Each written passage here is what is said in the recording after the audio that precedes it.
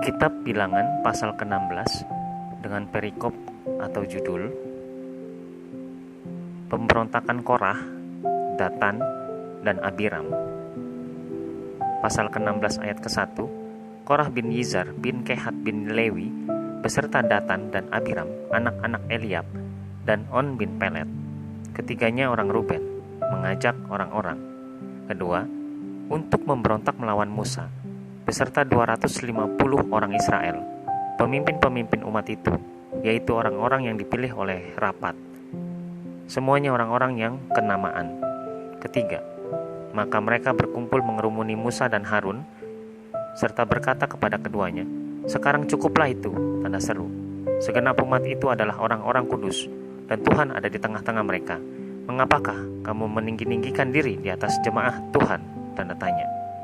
Keempat, ketika Musa mendengar hal itu, sujudlah ia. Kelima, dan dia berkata kepada Korah dan segenap kumpulannya, "Besok pagi Tuhan akan memberitahukan siapa kepunyaannya dan siapa yang kudus. Dan ia akan memperbolehkan orang itu mendekat kepadanya. Orang yang akan dipilihnya akan diperbolehkannya mendekat kepadanya." Keenam,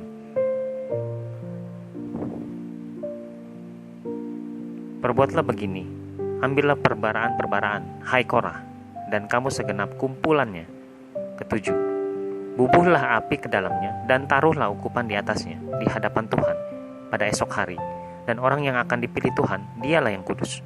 Cukuplah itu, hai orang-orang Lewi. Kedelapan, lalu berkatalah Musa kepada Korah, "Cobalah dengar, hai orang-orang Lewi," tanda seru. Kesembilan, belum cukupkah bagimu bahwa kamu dipisahkan oleh Allah Israel dari umat Israel dan diperbolehkan mendekat kepadanya, supaya kamu melakukan pekerjaan pada kemah suci Tuhan dan bertugas bagi umat itu untuk melayani mereka. 10. Dan bahwa engkau diperbolehkan mendekat bersama-sama dengan semua saudaramu, Bani Lewi, tanda tanya.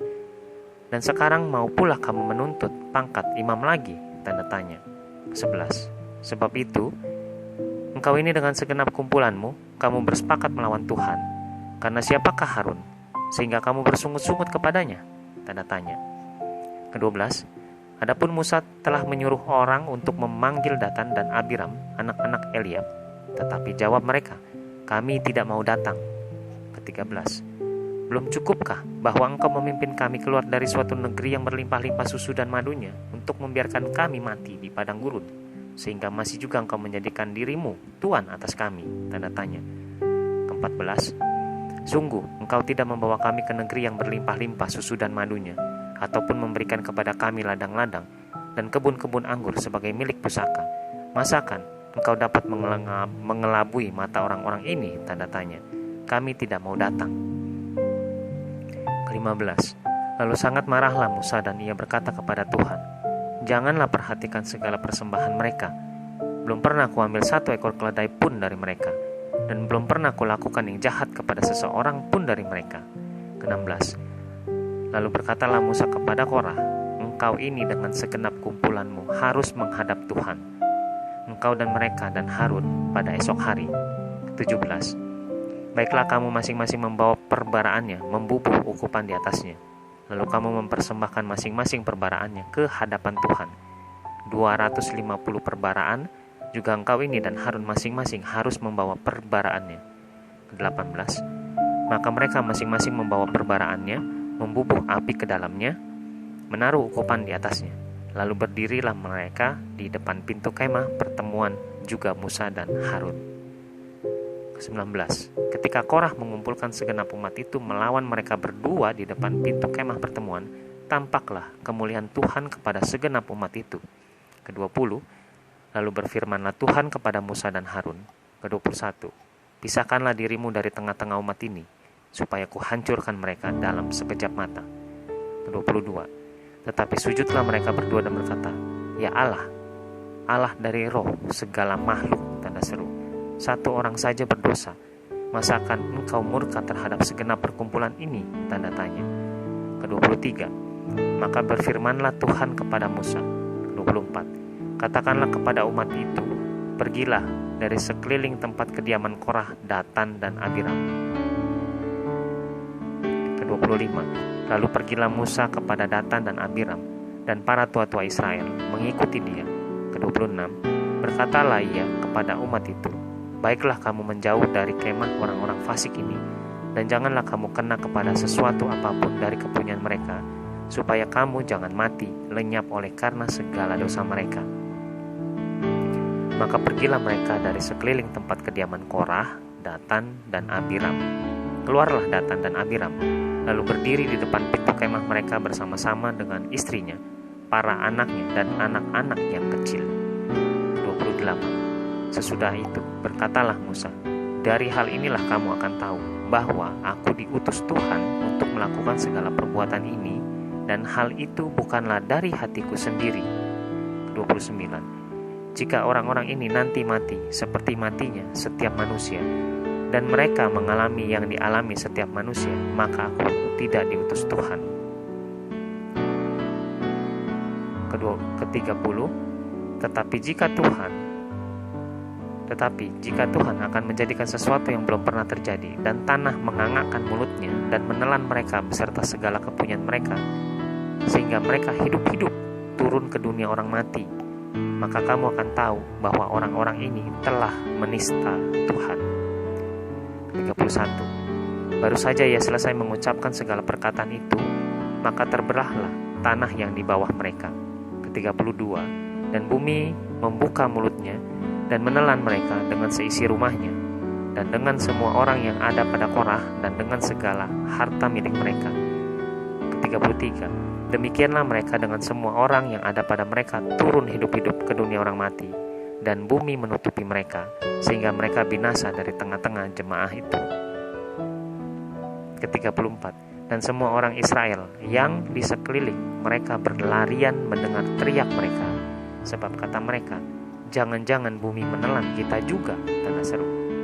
Ke-35. Lagi keluarlah api berasal daripada Tuhan, lalu memakan habis ke-250 orang yang mempersembahkan ukupan itu. Ke-36. Tuhan berfirman kepada Musa.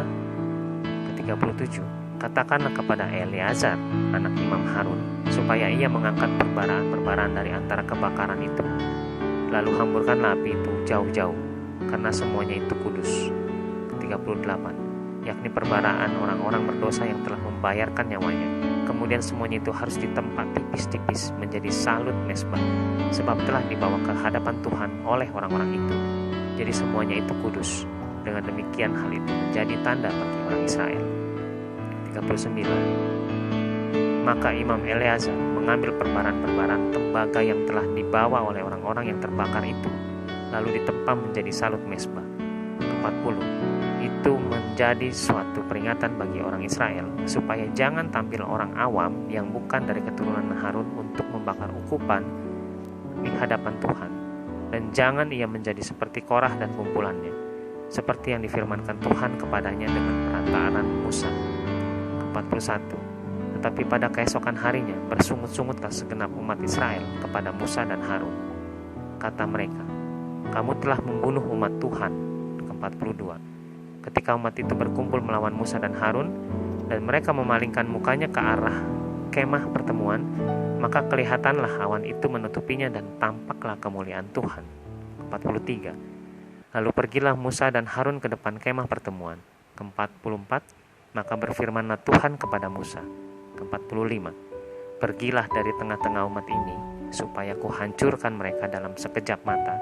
Lalu sujudlah mereka.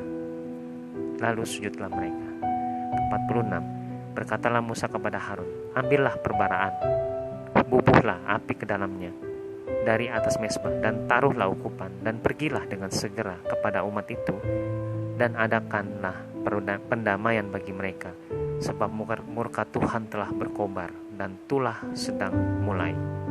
47. Maka Harun mengambil perbaraan seperti yang dikatakan Musa, dan berlarilah ia ke tengah-tengah jemaah itu, dan tampaklah tulah telah mula di antara bangsa itu.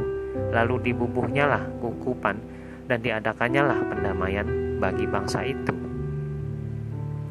48.